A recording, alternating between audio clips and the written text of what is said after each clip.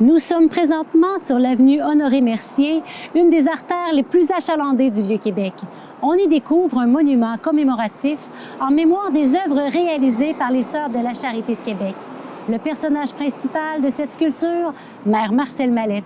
Elle est la fondatrice de cette communauté de femmes qui œuvrent sur tous les fronts pour soulager la misère humaine, et ce, un peu partout au Québec.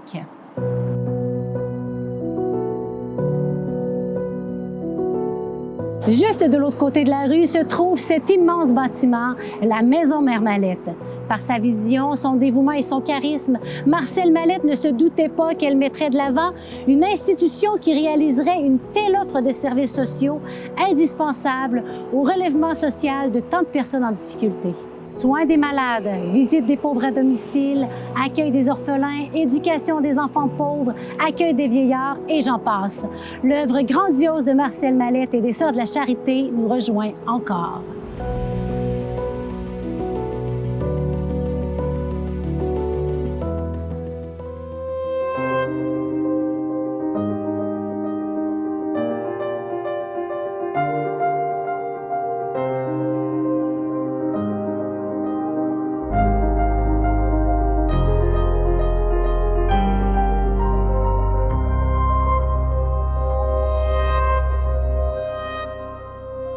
Marie-Anne Marcelle Mallette naît à Montréal sur Côte-des-Neiges le 26 mars 1805.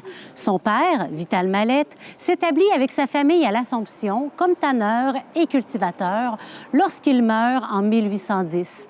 Marcelle n'a que 5 ans. Suite à la disparition de son mari, Marguerite Sarrazin, mère de Marcelle, se retrouve dans une situation précaire. À travers ces événements, la jeune fille fait l'expérience de ce qu'est vivre dans le besoin et la pauvreté. Mère Mallette est la 4e d'une famille de 8 enfants, mais il y a seulement 2 qui ont survécu. Alors, ce qui veut dire que Mère Mallette a vécu dans un milieu où est-ce qu'on avait beaucoup de deuil à vivre. Elle apprend à vivre avec la pauvreté, particulièrement parce que la mère a hérité des biens lorsque son mari est décédé. Et étant pas une personne capable d'administrer et de connaître les affaires, elle récolte les dettes qui étaient accumulées. Et elle se doit de vendre la maison ainsi que les bâtiments autour pour pouvoir survivre et puis s'en aller vivre à l'extérieur de sa petite ville. Elle n'a pas été capable de prendre en main l'administration de sa famille. Et elle a tout perdu, ses biens. Alors, Mère Mallette, nécessairement, a vécu dans un climat de pauvreté, peut-être d'insécurité un peu aussi, et dans un milieu de deuil, de misère. C'est ce qui a façonné son enfance, là. C'était une enfant compatissante, ayant vécu elle-même la pauvreté. Mais d'après ce qu'on comprend, c'est que c'était une jeune fille très joyeuse malgré tout. Des situations qui sont arrivées par après nous font comprendre qu'elle était un petit rayon de soleil, si on veut, pour sa famille proche. Elle était taquine beaucoup aussi. Elle était aussi une jeune fille tenace, là, hein? La vie n'était pas facile, puis elle n'allait pas à l'école formelle, là, mais elle s'éduquait, elle lisait beaucoup, donc c'était une autodidacte. La vie religieuse est venue dans la vie de la jeune Marcelle alors qu'elle se prépare pour sa première communion. Et c'est comme ça qu'elle connaît un peu la vie des communautés religieuses jusqu'à ses 12 ans où elle fait sa première communion.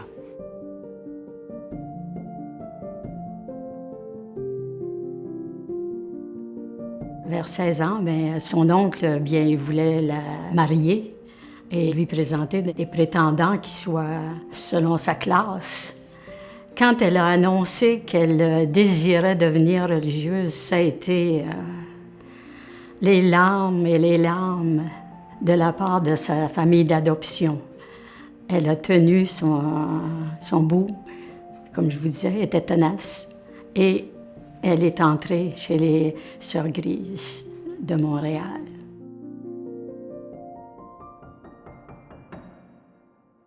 Le carré Diouville, secteur bien connu de la ville de Québec, a été nommé ainsi en l'honneur de Marguerite Diouville, fondatrice des Sœurs Grises de Montréal. Marcel Mallette sait que cette communauté œuvre à l'hôpital général et s'occupe des pauvres à leur ferme de Châteauguay. Et c'est bien ça qui attire irrésistiblement la jeune fille. En 1821, Marcel est embauchée à l'hôpital général à la Pointe-à-Calière pour travailler auprès des malades. C'est là qu'elle entre en contact plus étroit avec les Sœurs de la Charité. Le 6 mai 1824, âgée de 19 ans, Marcel entre au noviciat des Sœurs Grises de Montréal.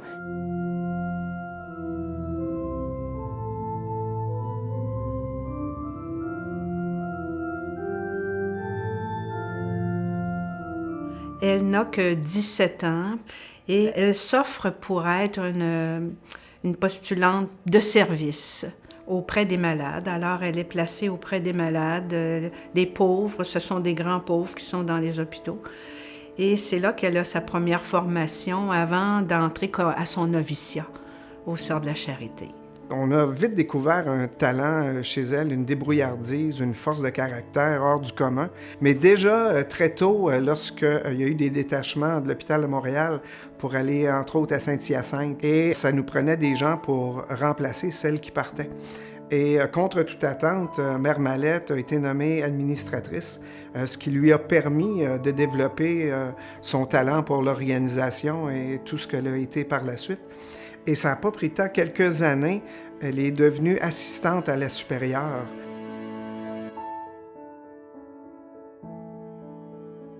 En mai 1848, la Société des Dames charitables catholiques de Québec demande à Monseigneur Turgeon, évêque de Québec, qu'une communauté religieuse prenne en main un orphelinat et une école qu'elle soutienne financièrement. Monseigneur Turgeon se tourne alors vers les Sœurs Grises de Montréal. 5 religieuses et une novice sont choisies pour mettre sur pied cette nouvelle fondation. Sœur Marcel Mallette est alors élue supérieure du groupe. C'est le 22 août 1849 que la communauté s'installe à Québec. Un défi important les y attend. Le choléra fait rage et il y a près de 1000 personnes dans la ville de Québec qui sont décédées. Parmi les orphelines, il y en a 2 déjà qui sont décédées et le choléra est entré dans la maison. Là. Et quand Mère Mallette arrive, Monseigneur veut faire désinfecter la maison avant l'entrée des sœurs. Et ça a surpris Mère Mallette qui s'est dit les Sœurs de la Charité, on est habitués à plus que ça et c'est pas vrai qu'on va aller se promener dans le Québec, faire du tourisme pendant qu'on a des petites qui sont malades. On entre ce soir même et elle a eu tête sur l'évêque. Dès leur premier jour après leur arrivée, elles ont commencé à faire la visite aux malades dans les maisons. Puis elles allaient faire des veillées auprès des malades et aussi parfois elles devaient rester pour passer la nuit avec ces malades-là. Elles ont eu aussi à être responsables d'ouvrir une école pour des jeunes filles pauvres. Et il y avait 250 jeunes filles qui se sont présentées dans les premières semaines. Le nombre d'élèves, d'orphelins hébergés et de veuves démunies ne cesse d'augmenter.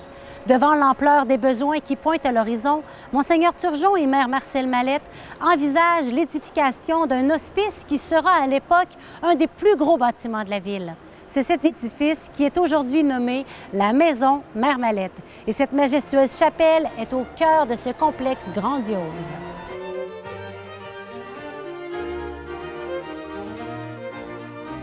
Bien, il n'y avait pas d'espace pour accueillir tous ceux qui se présentaient. Alors, Mère Mallette était bien d'accord avec l'évêque à ce moment-là pour agrandir. Mais elle n'avait pas les sous. Elle a eu beaucoup d'appui du clergé et de l'évêque, Monseigneur Turgeon lui-même, qui a donné beaucoup de sous pour la construction de cette bâtisse-là. Il y avait aussi des communautés religieuses qui l'appuyaient et ils sont même allés quêter.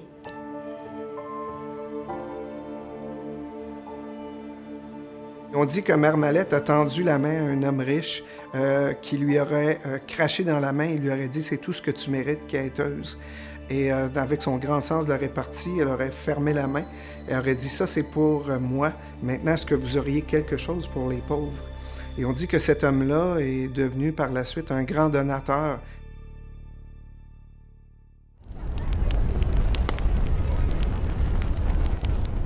La maison était sur le point d'être terminée quand il y a eu un incendie qui s'est avéré probablement criminel.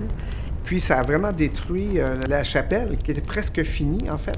Et ça a été très dur pour Mère Mallette de reconstruire. Heureusement, le gouvernement a aidé aussi. Ils ont travaillé très, très fort. Ils ont repris les mêmes plans de M. Baillarger, un jeune architecte de 23 ans. Et ils ont réussi à rebâtir.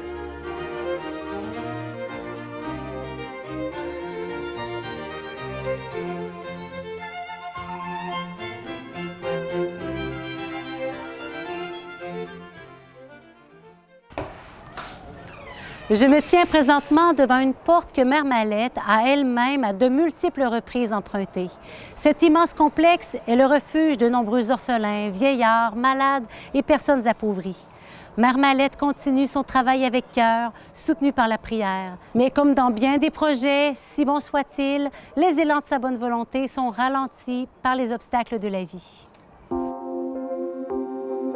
La Maison Mère de Montréal a fait une assemblée générale et elle a invité les sœurs de toutes les maisons qui avaient été fondées à partir de la Maison de Montréal. On a voulu revenir à une seule communauté. Ça n'a pas fonctionné. Il y a des religieuses qui étaient pour, il y a des religieuses qui étaient contre. On a écrit une nouvelle règle. Ça a tergiversé. Il y a le père Brown qui s'en est mêlé. Les religieuses, certaines étaient pour, certaines étaient contre.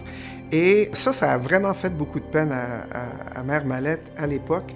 Quand les fondations ont eu lieu, les évêques voulaient des maisons indépendantes pour justement pouvoir répondre aux besoins de leur milieu, là, hein? Alors ça a créé beaucoup de tensions. Monseigneur Baillargeon, qui aimait beaucoup Mère Mallette, a essayé de protéger un peu la vie de Mère Mallette, mais devant les tensions à l'interne qu'il y avait, il est obligé de céder. Et Mère Mallette a dû accepter le verdict d'être retirée comme supérieure de sa communauté après tant d'années où elle avait donné de son temps et de sa vie.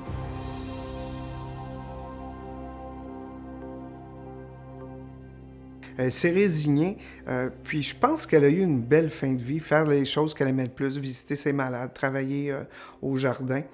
Bien sûr, ça s'est gâté à la fin de sa vie, hein, lorsqu'elle est tombée malade.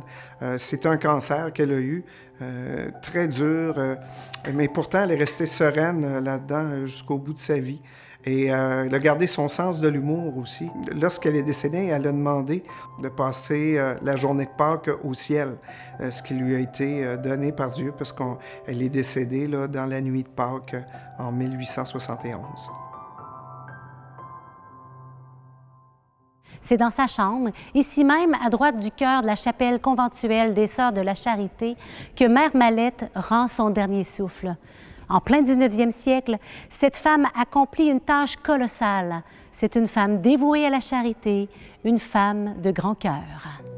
C'était une femme de tête, première affaire.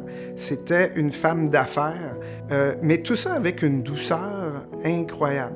C'était toujours défoncer des portes, mais pas rien briser. Je ne sais pas comment elle réussissait. Elle est reconnue par les écrits, par ses filles spirituelles, comme étant une bonne mère. Elle avait beaucoup de tendresse et de douceur. Quand on parle de Mère Mallette, on dit souvent qu'elle était bonne, Mère Mallette. Une bonté compatissante. La douceur qu'elle avait avec les enfants aussi, moi, me touche énormément. Avec les vieillards, les personnes âgées. Cette douceur-là qu'elle avait avec les gens petits, les gens malades. Une femme extrêmement forte, mais extrêmement douce à la fois. Par les œuvres qu'elles ont léguées et qu'elles réalisent encore, les Sœurs de la Charité de Québec ont été, par leur foi et leur dévouement, parmi les bâtisseuses de notre culture sociale et de nos institutions. C'est incroyable ce qu'ils ont fait dans la ville de Québec quand on y pense. Ils sont arrivés à Québec, ils étaient 6. À un moment donné, ils étaient des milliers.